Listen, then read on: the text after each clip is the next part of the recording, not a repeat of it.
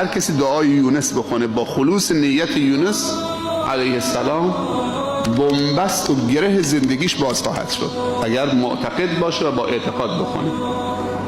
لا اله الا انت، تجدید توحید، تجدید بیعت با خدا.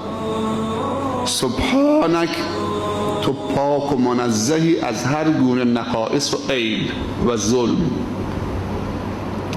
آیا حضرت یونس گفت نجاتم بده تو شکم نهنگ زندانی شدم؟ دنبالش هست یا نیست؟ گفت اینی کنت من الظالمین. ادب نگاه کن، شناخت نسبت به الله، به ربش نگاه کن. نگفت منو نجات بده تو شکم نهنگ زندانی بود، فقط کلمه توحید رو گفت، بعد گفت سبحانم، تو پاک و منزهی، من به خودم ظلم کردم. نگفت منو نجات بده.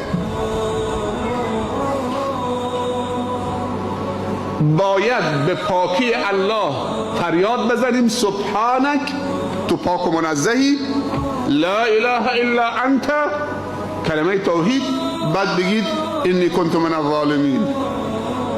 نگفت منو نجات بده. وقتی ما این مشکلمون حل بکنیم نجات همراهشه.